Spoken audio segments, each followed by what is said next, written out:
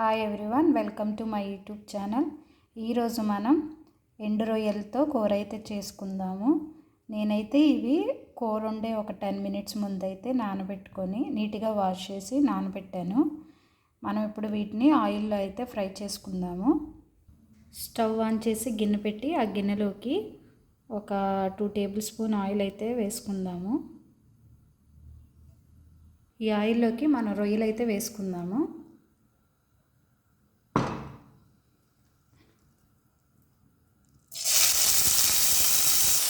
వీటిని కలుపుకుందాం.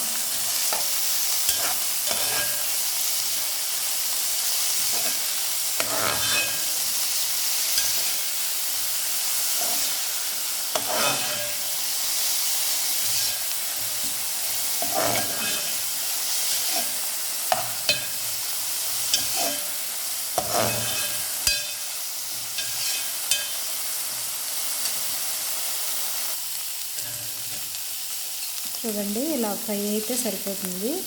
వీటిని మనం ఒక గిన్నెలోకి అయితే తీసుకున్నాము.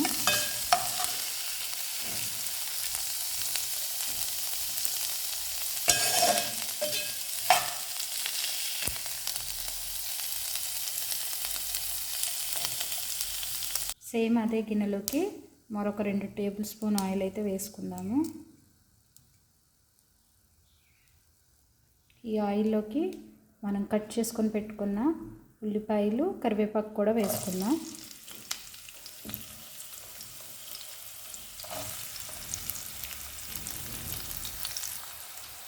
వీటిని ఒకసారి కలుపుకుందాం.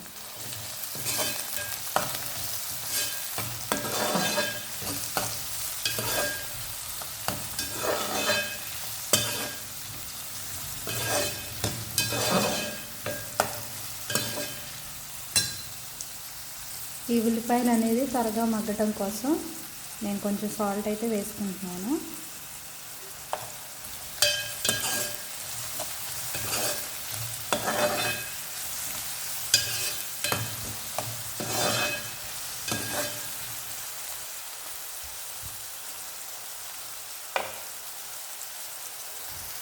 మనం దీని మీద మూత అయితే పెట్టుకుందాం.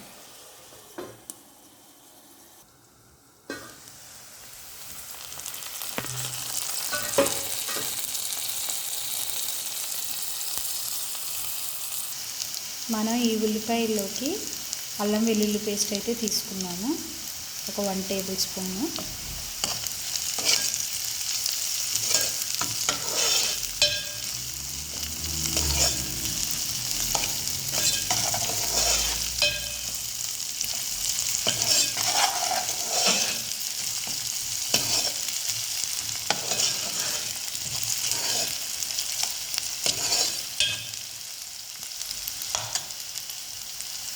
అలానే మనం ఫ్రై చేసుకుని పెట్టుకున్న ఎండు రొయ్యలను కూడా వేసేసుకుందాము.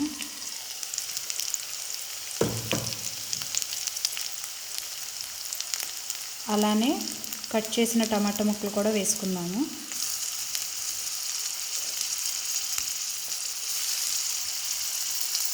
వీటి మొత్తాన్ని ఒకసారి అయితే కలుపుకుందాం.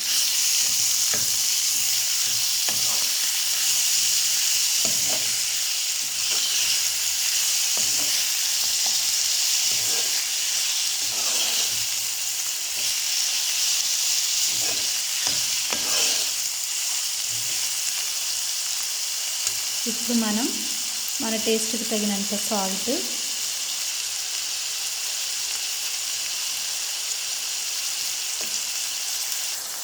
వన్ టేబుల్ స్పూన్ పసుపు,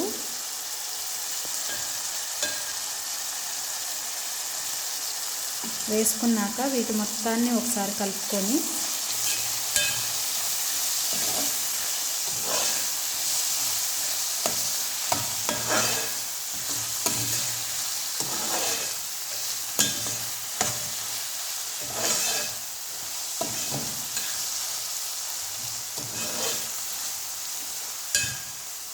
దీని మీద మనం ఇప్పుడు మూత అయితే పెట్టుకొని ఈ కూరని ఒక 3 నిమిషాలు అయితే మనం ఉడికించుకుందాం. నేనైతే ఈ ఎండు రొయ్యల కూరలోకి ఈ సైజు ఉల్లిపాయలు ఒక 3 అయితే తీసుకున్నాను. ఈ సైజు టమాటా ఒక 3 అయితే తీసుకొని ఈ కూరలో అయితే వేసాను. ఇప్పుడు మనం ఈ కూరలోకి గోంగూర అయితే వేసుకుందాము. ఇదైతే ఎండు గోంగూర అండి. ఇది కొంచెం ఒక 10 మినిట్స్ మనం కూర వండే ముందు వేడి నీళ్ళల్లో నానబెట్టి తర్వాత ఇలాగైతే మెత్తగా నూరుకోవాలి. దీన్ని కూడా ఇప్పుడు మనం కూరలో అయితే వేసుకుందాము.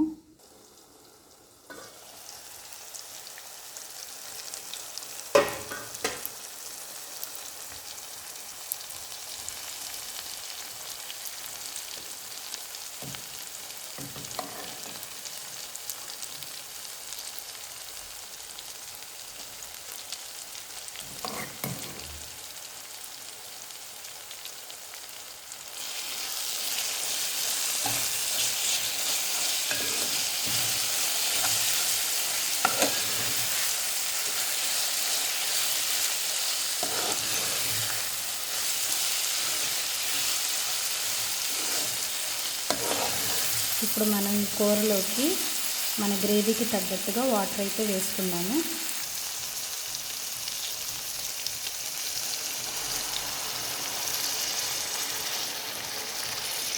నేను ఈ గ్లాస్ వాటర్ అయితే తీసుకున్నాను.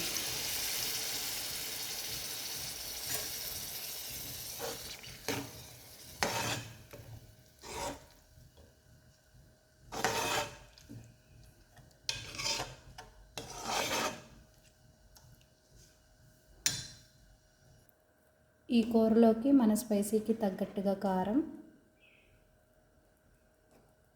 అలానే ధనియాల పౌడర్ 1 టేబుల్ స్పూన్ అయితే వేసుకున్నాము. వీటిని కూడా ఒకసారి కలుపుకొని ఇప్పుడు వీటిలో మన స్పైసీకి తగ్గట్టుగా కారం అలానే ఉప్పు సరిపోయిందో లేదో చూసుకుందాం.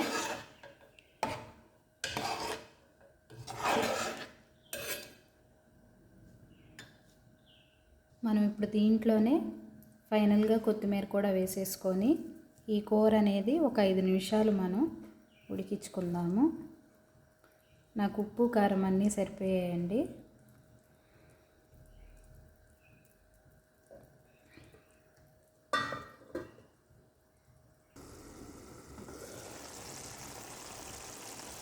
చూడండి, 5 నిమిషాల తర్వాత ఆయిల్ కూడా పైకి వచ్చేసింది, అలానే కూర కూడా ఉడికిపోయిందండి. సో మనం ఇప్పుడు స్టవ్ అయితే ఆఫ్ చేసేసుకుందాము.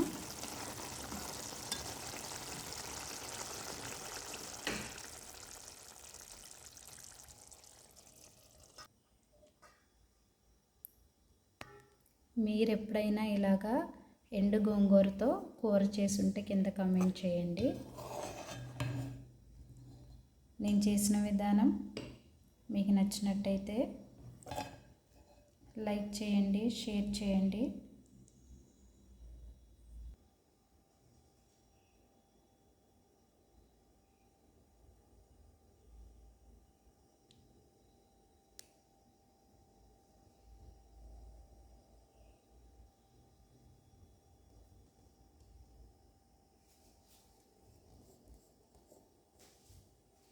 అలానే సబ్స్క్రైబ్ చేయండి. Thank you for watching.